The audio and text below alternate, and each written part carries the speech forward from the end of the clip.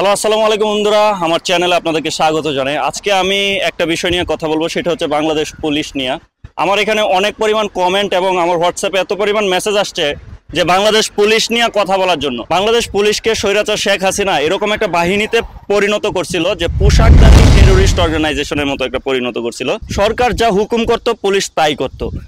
এই পুলিশরা আমাদের প্রায় 350 অ্যারাউন্ড 400-র মতো ছাত্রছাত্রী ভাইদেরকে হত্যা করছে। তাদেরকে দেখছি এত উৎসাহী হয়ে হত্যা করতে যে একটা মানুষ সে সাইদ সে বুক পেতে দিছে, তুমি বুকের মধ্যে কেন গুলি করলা? তোমার কিন্তু গুলি করার কথা ছিল পায়ের মধ্যে। আমি একজন মিলিটারির সাবেক ছোট একজন কর্মকর্তা হিসেবে আমি যে জিনিসগুলো জানি সেই জিনিসগুলোর মধ্য থেকে আমি কোনো রুলসের মধ্যে পাই নাই যে একটা দেশের নাগরিক সে নিরীহ মানুষ সে বুক পেতে দিছে, সেই বুকে তুমি গুলি করছো, গুলি করে মেরে ফেলছো।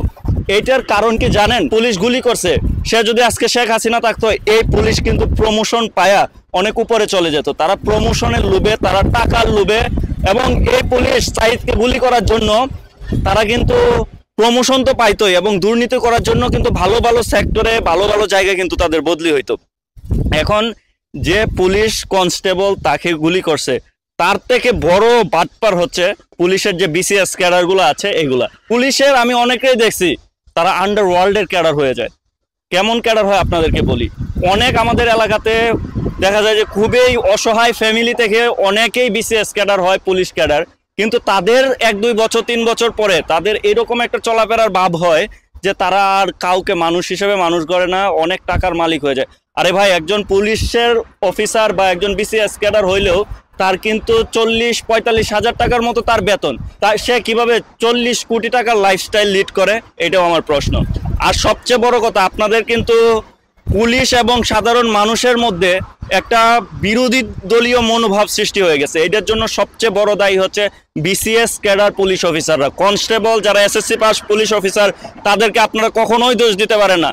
আপনি যখন একটা ফোর্সে থাকবেন, আমি যেহেতু একটা সাবেক মিলিটারি পার্সন, আমি জানি চেইন অফ কমান্ড একটা খুবই গুরুত্বপূর্ণ। সেই ক্ষেত্রে কিন্তু যারা বড় অফিসার তারা কিন্তু শেখ হাসিনার কাছে যাওয়ার জন্য, তারা কিন্তু শেখ হাসিনার সাথে একটা ফুলের তোড়া নিয়ে ছবি তোলার জন্য তাদের ছোট যে কনস্টেবল আছে তাদেরকে অর্ডার করে, তোমরা মারো, তোমরা সাধারণ মানুষকে দমায় রাখো। এই হারুনের মতো যে হারুন, ওরা কিন্তু শেখ হাসিনার কাছাকাছি থাকে, তারা কিন্তু এই বাংলাদেশটাকে ধ্বংসের জন্য হারুনের মতো পুলিশ অফিসাররা দায়ী। পুলিশরা কিন্তু বড় অফিসারদের বিরুদ্ধে আন্দোলন করতেছে। সেই জায়গা থেকে আমি বাংলাদেশের সাধারণ মানুষদেরকে বলবো, আপনারা পুলিশ বাহিনীটাকে ঘৃণা করতে পারেন না। পুলিশ বাহিনী বাংলাদেশ স্বাধীনতা যুদ্ধে অসামান্য অবদান রেখেছে, কিন্তু এই পুলিশ বাহিনীর মধ্যে যারা বড় অফিসার আছে, যারা অনেক শিক্ষিত হওয়ার পরেও তাদের মনুষ্যত্ব বোধ বলতে কিছু নাই, তারা টাকা ছাড়া আর কিছু বোঝে না। বাংলাদেশের প্রত্যেকটা মানুষ পুলিশ মানেই মনে করে যে একটা ঘুষখোর বাহিনী। সেই অর্গানাইজেশনে যদি এই তকমাগুলা মুছতে হয়, পুলিশের প্রথম দরকার হচ্ছে যে পুলিশ বাহিনী তাদের ড্রেস পরে সাঈদকে হত্যা করেছে, যে পুলিশ বাহিনী এই ড্রেস পরে মুগ্ধকে হত্যা করেছে, আমার দাবি থাকবে সাধারণ ছাত্রদের পক্ষ থেকে, একজন সাধারণ ছাত্র হিসেবে এই পুলিশ বাহিনীর ড্রেস পরিবর্তন করতে হবে। আমরা যখন এই পুলিশ বাহিনীর ড্রেস দেখি তখন আমাদের মনে হয় যে তারা একটা টেরোরিস্ট অর্গানাইজেশন, তারা একটা খুনি বাহিনী। সো এই বাহিনী কিন্তু খারাপ না, এই বাহিনী খারাপ হওয়ার পিছনে বেনজির, হারুনদের মতো মানুষরা কিন্তু দায়ী। সো আমি আপনাদেরকে বলতে চাই, পুলিশের সাধারণ কনস্টেবল বা পুলিশ বাহিনীদেরকে আপনারা ঘৃণা করবেন না।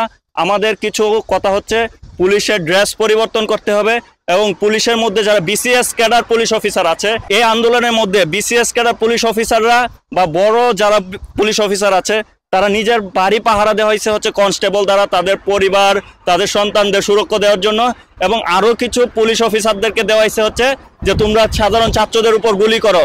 এবং সাধারণ ছাত্রদের উপর গুলি করার কারণে যদি কোনো কারণে শেখ হাসিনা, স্বৈরাচার শেখ হাসিনা থাকতো, তাহলে কিন্তু তারা অনেক বড় পর্যায়ে চলে যেত, আরও ঘুষ খাওয়ার জন্য যতটুকু করা যায় তারা কিন্তু এত সুযোগ সুবিধা পাইতো। সো আমার কথা হচ্ছে, পুলিশ, আপনারা যারা সাধারণ পুলিশ আছে তাদের প্রতি একটা আহ্বান থাকবে যে আপনারা সবাই খারাপ না। যারা তৈলাক্ত পুলিশ অফিসার বা তৈলাক্ত পুলিশ কনস্টেবল আছে, হাজারে বা শতে একজন করে এরকম পুলিশ আছে, তাদেরকে আপনারা বয়কট করুন। তারা সব সময় চায় যারা অফিসারের বাসায় কাজ করে, অফিসারের সন্তানকে স্কুলে নিয়ে গিয়ে, বা অফিসারের বাসার যে বউ আছে তার যে কাপড় চোপড় ধৌত করে, তারা কিন্তু আরেকটু উপরের লেভেলে যাইতে চায়, তাদেরকে বয়কট করুন, তাহলেই পুলিশ বাহিনী হবে বাংলাদেশের মধ্যে একটা সুন্দর বাহিনী। এবং আমরা পুলিশকে ভালোবাসি, কারণ পুলিশের অবদান বাংলাদেশ মুক্তিযুদ্ধের সময় অসামান্য অবদান রেখেছে। Stay with go server daily, subscribe to my channel. Bye bye.